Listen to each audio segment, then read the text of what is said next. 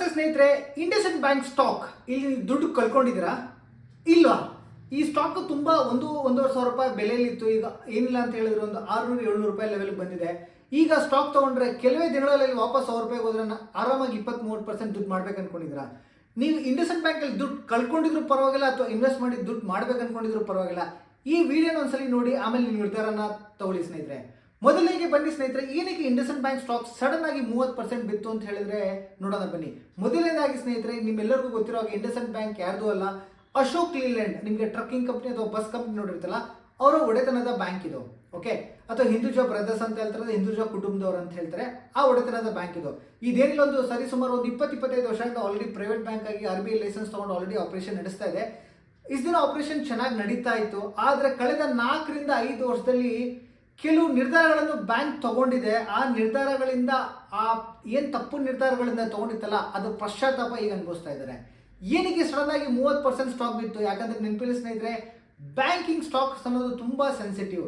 ಯಾಕಂದ್ರೆ ಬ್ಯಾಂಕ್ಸ್ ಅಲ್ಲಿ ಬರೀ ಸ್ಟಾಕ್ ಪ್ರೈಸ್ ಒಂದ್ರೆ ಬಿದ್ರೆ ಆಗಲ್ಲ, ಅದು ತುಂಬಾ ಸೆಂಟಿಮೆಂಟಲ್ ಆಗಿ ತುಂಬಾ ಅದಕ್ಕೆ ಇಂಪಾರ್ಟೆನ್ಸ್ ಇದ್ದೇ ಇರುತ್ತೆ. ಯಾಕಂದ್ರೆ ಒಂದ್ಸಲಿ ಏನೋ ಬ್ಯಾಂಕ್ 20%-30% ಬಿತ್ತು ಅಂದ್ರೆ ತುಂಬಾ ಜನಕ್ಕೆ ಏನನ್ಸುತ್ತೆ, ಆ ಬ್ಯಾಂಕಲ್ಲಿ ಏನೋ ಪ್ರಾಬ್ಲಮ್ ಇದೆ, ಇಲ್ಲಿ ನಾನು ದುಡ್ಡು ಇರೋದು ಸೇಫಾ, ಇದೆಲ್ಲ ಕ್ವಶನ್ಸ್ ಎಲ್ಲ ಮನಸ್ಸಲ್ಲಿ ಬರುತ್ತಲ್ಲ. ಏನಿವೆ, ಅದಕ್ಕಿಂತ ಮುಂಚೆ ಈ ಸಡನ್ ಆಗಿ ಏನಕ್ಕೆ 30% ಸ್ಟಾಕ್ ಬಿತ್ತು ಅಂತ ನೋಡೋಣ ಬನ್ನಿ. ನಾನು ಹಾಗೆ ಹೇಳಿದ್ನಲ್ಲ, ಈ ಬ್ಯಾಂಕ್ ಗ್ರೋ ಆಗ್ಬೇಕಂತ ತುಂಬಾ ನಿರ್ಧಾರಗಳಿಂದ 5-6 ವರ್ಷಕ್ಕೆ ತಗೊಂತು. ಆ ತಪ್ಪು ನಿರ್ಧಾರಗಳಿಂದ ಈಗ ಪಶ್ಚಾತ್ತಾಪಕ್ಕೆ ಅನುಭವಿಸ್ತಾ ಇದ್ದಾರೆ ಅಂತ. ಮೊದಲನೇ ನಿರ್ಧಾರ ಏನು ಅಂತ ಹೇಳಿದ್ರೆ, ನಿಮ್ಗೆಲ್ಲೋ ಗೊತ್ತಿರೋ ಹಾಗೆ ಬ್ಯಾಂಕಿಂಗ್ ಹೇಗೆ ನಡೆಯುತ್ತೆ. ಯೂಶಲಿ ಬ್ಯಾಂಕ್ ಸಾಲ ಕೊಡ್ತಾರೆ. ಸಾಲ ಎಲ್ಲಿಂದ ಕೊಡ್ತಾರೆ? ಯಾರು ಡೆಪಾಸಿಟ್ ಇಡ್ತಾರಲ್ಲ, ಆ ಡೆಪಾಸಿಟ್ ಇಂದ ಬ್ಯಾಂಕ್ ಸಾಲ ಕೊಡ್ತಾರೆ. ಉದಾಹರಣೆಗೆ, ನೀವು ಸೇವಿಂಗ್ ಬ್ಯಾಂಕ್ ಅಕೌಂಟಲ್ಲಿ ಇಟ್ಟರೆ 4-5% ಬಡ್ಡಿ ಬರ್ಬೋದು, ಅಥವಾ ನೀವು FD ಇಟ್ಟರೆ ನಿಮ್ಗೆ 7-8% ಬಡ್ಡಿ ಬರ್ಬೋದು. ಅದೇ ರೀತಿ ಮತ್ತೆ ಕರೆಂಟ್ ಅಕೌಂಟ್ ಇದ್ರೆ ನಿಮ್ಗೆ ಯಾವುದೇ ರೀತಿ ಬಡ್ಡಿನೇ ಕೊಡಲ್ಲ ಬ್ಯಾಂಕು.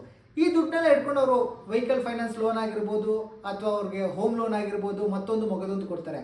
ಎಸ್ಪೆಷಲಿ ಏನಾಗುತ್ತೆ ಅಂದರೆ, ನಿಮ್ಮ ಹತ್ರ ಡೆಪಾಸಿಟ್ ತೊಗೊಳೋದು 5-6%, ಅವ್ರು ಲೋನ್ ಕೊಡೋದು 10-11%. ಈ 3-4% ಡಿಫ್ರೆಂಟ್ ಇರುತ್ತಲ್ಲ, ಅದು ಬ್ಯಾಂಕಿಗೆ ಪ್ರಾಫಿಟ್ ಇರ್ಬೋದು.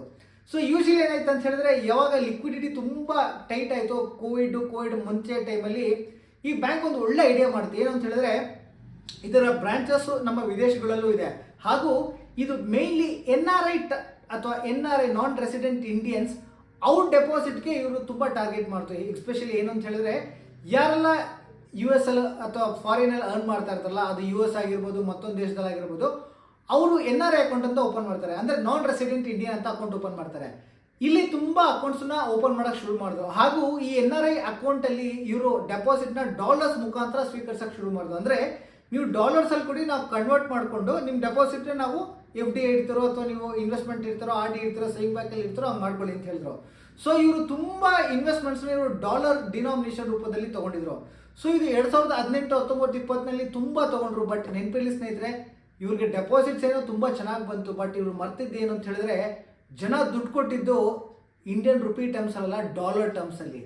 ಸೊ ಅವ್ರಿಗೆ ಯಾವಾಗ ದುಡ್ಡು ವಾಪಸ್ ಕೊಡಬೇಕಲ್ಲ, ಅವ್ರಿಗೆ ಇಂಡಿಯನ್ ರುಪೀಸ್ ಅಲ್ಲ, ಡಾಲರ್ಸಲ್ಲೇ ವಾಪಸ್ ಕೊಡಬೇಕು. ಆದರೆ ಸ್ನೇಹಿತರೆ, 5 ವರ್ಷದಲ್ಲಿ ಏನಾಗಿದೆ ಅಂದರೆ, ಡಾಲರ್ ಎಲ್ಲಿದೆ ಅಂತ ನಿಮಗೆ ಚೆನ್ನಾಗಿ ಗೊತ್ತು. ಸರಿಸುಮಾರು 78-80 ರೂಪಾಯಿ ಇದ್ದ ಡಾಲರ್ ಈಗ ಸರಿಸುಮಾರು 87-88 ರೂಪಾಯಿಗೆ ಬಂದಿದೆ. ಅಂದರೆ ಯಾರೊಬ್ರು $100 ಕೊಟ್ಟಿದ್ರು, ಈಗ ಅದೇ $100 ಕೊಡಬೇಕಂದ್ರೆ 10 ವರ್ಷಕ್ಕೆ ಮುಂಚೆ ಅವ್ರು ಬರೀ ಏನಿಲ್ಲ ಅಂದ್ರೆ ಒಂದು 78 ರೂಪಾಯಿಗೆ ಒಂದು ಡಾಲರ್ ಸಿಗ್ತಾ ಇತ್ತು. ಈಗ ಅದೇ ವಾಪಸ್ ಬ್ಯಾಂಕ್ ಕೊಡಬೇಕಂದ್ರೆ ಸರಿಸುಮಾರು 87 ರೂಪಾಯಿ ಖರ್ಚು ಮಾಡಬೇಕಾಗುತ್ತೆ. ಈ ಏನಿಲ್ಲ 10% ಡಿಫ್ರೆನ್ಸ್ ಇದೆಲ್ಲ, ಇದನ್ನ ಅವರು ಕಂಪ್ಲೀಟ್ಲಿ ಅವರು ಫ್ಯಾಕ್ಟರ್ ಇನ್ ಮಾಡಿರಲಿಲ್ಲ. ಹಾಗೂ RBI ತನ್ನ ಡೀಟೇಲ್ಸ್ ಎಲ್ಲ ಅಥವಾ ತನ್ನ ಆಡಿಟ್ ಎಲ್ಲ ಮಾಡಬೇಕಾದ್ರೆ ಏನು ಮಾಡುತ್ತು ಅಂತ ಹೇಳಿದ್ರೆ, ಯೂಶಲಿ ಅವರೊಂದು ಸ್ಟ್ರಿಕ್ಟ್ ಆಗಿ ರೂಲ್ಸ್ನ ಕೂಡ ಇಂಪೋಸ್ ಮಾಡುತ್ತೆ. ಏನಂದರೆ, ನೀವು ಯಾವುದೇ ರೀತಿಯಲ್ಲಿ NRI ಡೆಪಾಸಿಟ್ನ ನೀವು ಸ್ವೀಕರಿಸಂಗಿದ್ರೆ ಅದಕ್ಕೆ ನೀವು ಕರೆನ್ಸಿ ಹೆಡ್ಜ್, ಅಂದರೆ ಕರೆನ್ಸಿ ಯಾವುದೇ ರೀತಿಯಲ್ಲಿ ಮೇಲ್ಗಡೆ ಹೋದ್ರೂ ಪರವಾಗಿಲ್ಲ, ಕೆಳಗಡೆ ಹೋದ್ರೂ ಪರವಾಗಿಲ್ಲ, ನಿಮ್ಮ ಬ್ಯಾಂಕಿಗೆ ನಷ್ಟ ಆಗಬಾರ್ದು ಅನ್ನೋ ರೀತಿಯಲ್ಲಿ ಹೆಡ್ಜಿಂಗ್ ಅಂತಾರೆ. ಆ ಹೆಡ್ಜನ್ನು ನೀವು ಮಾಡ್ಕೊಳ್ಳೇಬೇಕು ಅಂದ್ಕೊಂಡಿದ್ರು. ಎಲ್ಲ ಬ್ಯಾಂಕ್ಸ್ ಮಾಡುತ್ತೆ. ಬಟ್ ಈ ಬ್ಯಾಂಕ್ ಹೆಡ್ಜಿಂಗಲ್ಲಿ ತೊಗೊಂಡಿದ್ದು ಅಷ್ಟು ಲೋನ್ಗೂ ಹೆಡ್ಜ್ ಮಾಡಿದ್ದಾರೆ ಅಂತ ಹೇಳಿದ್ರೆ ಪ್ರಾಯಶಃ ಮಾಡಿರಲಿಲ್ಲ. ಇದೆಲ್ಲ ಕಾಲ ನಂತರ ಇದೆಲ್ಲ ಆಗಿದೆ. ಇದೆಲ್ಲ ಆದಮೇಲೆ ಏನಾಗಿದೆ ಅಂತ ಹೇಳಿದ್ರೆ, ರೀಸೆಂಟಾಗಿ RBI ಬಂದು ಇದನ್ನು ಫೈಂಡ್ ಔಟ್ ಮಾಡಿದೆ. ಏನಿಲ್ಲ ಅಂದರೆ ಸರಿಸುಮಾರು 7,500 ಕೋಟಿಯಷ್ಟು ಇವ್ರಿಗೆ ಏನು NRI ಡೆಪಾಸಿಟಲ್ಲಿ ಲಾಸ್ ಉಂಟಾಗಿದೆ ಅಂತ ಇವರು ಬಹಿರಂಗವಾಗಿ ಹೇಳಿದ್ದಾರೆ. ಹಾಗೂ ಈ ಬ್ಯಾಂಕ್ ಏನು ಅನ್ಕೊಂತು ಅಂತ ಹೇಳಿದ್ರೆ, ತನ್ನ P&L ಪ್ರಾಫಿಟ್ ಆ್ಯಂಡ್ ಲಾಸ್ ಅಕೌಂಟ್ಗೆ ತರೋ ಬದಲು ರಿಸರ್ವ್ಸ್ ಅಂತ ಇರುತ್ತಲ್ಲ, ಬ್ಯಾಂಕಲ್ಲಿ ರಿಸರ್ವ್ಸ್ ಅಂತ ಇರುತ್ತೆ, ಅಲ್ಲಿ ಅಕೌಂಟ್ ಮಾಡೋದು ಅನ್ಕೊಂತ. ಆದರೆ RBI ಇದಕ್ಕೆ ಪರ್ಮಿಷನ್ ಕೊಡಲಿಲ್ಲ. ಯಾವುದೇ ಕಾರಣಕ್ಕಾಗಲಿ ಇದು ರಿಸರ್ವ್ಸ್ನ ನೀವು ಟಚ್ ಮಾಡೋಂಗಿಲ್ಲ, ಇದು ನಿಮಗೆ ಲಾಸ್ ಆಗಿರೋದು ಲಾಸ್ನೇ ತೋರಿಸ್ಬೇಕಂತ ಅನ್ಕೊಂತು. ಸೊ ಲಾಸಲ್ಲಿ ತೋರಿಸ್ಬೇಕು ಅಂದ್ಕೊಂಡಾಗ ಇವರು ಪತ್ರಿಕಾ ಪ್ರಕಟಣೆ ಕೊಟ್ಟಾಗ ಎಲ್ರಿಗೂ ಏನು ಅಂದ್ಕೊಂಡ್ರು ಅಂದರೆ, ಓಕೆ ಸರಿ ಸುಮಾರು 1,000 ಕೋಟಿ ರೂಪಾಯಿ ಲಾಸ್ ಆಗ್ಬೋದು ಅಂದ್ಕೊಂಡ್ರು. ಸಡನ್ ಆಗಿ ಸ್ಟಾಕ್ ಪ್ರೈಸ್ ಒಂದು 10-15% ಬಿತ್ತು. ಯಾವಾಗ ಇದೇನಿಲ್ಲ ಅಂದ್ರೂ 2,500-3,000 ಕೋಟಿ ಆಗಿತ್ತು ಅಂದ್ಕೊಂಡ್ರು, ಸರಿ ಸುಮಾರು ಒಂದು 20% ಬಿತ್ತು. ಅಲ್ಲಿಗಾಗಿದ್ರು ಪರವಾಗಿಲ್ಲ ಸ್ನೇಹಿತರೆ. ಬಟ್ ಇಲ್ಲಿ ಇನ್ನೊಂದು ತುಂಬ ವಿಶೇಷವಾದ ಇನ್ನೊಂದು ಪ್ರಕಟಣೆ RBI ಇಂದ ಬಂತು. ಅದೇನು ಅಂತ ಹೇಳಿದ್ರೆ, ಎಲ್ಲ ಬ್ಯಾಂಕ್ಸ್ ಎಲ್ಲ ಬ್ಯಾಂಕ್ CEO ಅಂತ ಯಾರು ಇರ್ತಾರಲ್ಲ, ಚೀಫ್ ಎಕ್ಸಿಕ್ಯೂಟಿವ್ ಆಫೀಸರ್, ಅವ್ರನ್ನ ನೇಮಕ ಮಾಡಬೇಕಂದ್ರೆ RBI ಪರ್ಮಿಷನ್ ಕೊಡಲೇಬೇಕು. ಈ ಇಂಡಸ್ಇಂಡ್ ಬ್ಯಾಂಕ್ ಕೇಸಲ್ಲೂ ಕೂಡ ಆಲ್ರೆಡಿ ನೇಮಕ ಆಗೊಂಡಿದ್ರು CEO. ಅವ್ರ ಎಕ್ಸ್ಟೆನ್ಷನ್ಗೋಸ್ಕರ ಅಪ್ಲಿಕೇಶನ್ ಕೊಟ್ಟಾಗ ಯೂಶಲಿ CEO ಎಕ್ಸ್ಟೆನ್ಷನ್ ಅಥವಾ CEO ಟೆನ್ಯೂರ್ ಬಂದು 3 ವರ್ಷ ಇರುತ್ತೆ. ಬಟ್ ಈ ಇಂಡಸ್ಇಂಡ್ ಬ್ಯಾಂಕ್ ಕೇಸಲ್ಲಿ ಅವ್ರು 3 ವರ್ಷ ಕೊಡಲೇ ಇಲ್ಲ, ಅವ್ರು ಕೊಟ್ಟಿದ್ದು ಬರೀ 1 ವರ್ಷ. ಸೊ ಆಗ ತುಂಬ ಜನಕ್ಕೆ ನೆನಪಾಯಿತು, RBI ಈ CEOನ 3 ವರ್ಷಕ್ಕೆ ಎಕ್ಸ್ಟೆಂಡ್ ಮಾಡ್ತಾ ಇಲ್ಲ ಅಂದರೆ ಬೇರೆ ಏನೋ ಪ್ರಾಬ್ಲಮ್ ಇದೆ ಅಂತ. ಅದೊಂದೇ ಅಲ್ಲ ಸ್ನೇಹಿತರೆ, CEO ಒಂದಷ್ಟು ಎಕ್ಸ್ಟೆನ್ಷನ್ ಮುಂಚೆ ರೀಸೆಂಟಾಗಿ CFO ಕೂಡ ರಾಜೀನಾಮೆ ಕೊಟ್ಟು ಹೋಗಿದ್ರು. ಇದನ್ನೆಲ್ಲ ನೀವು ಕನೆಕ್ಟ್ ಮಾಡ್ಕೊಂಡು ಬನ್ನಿ.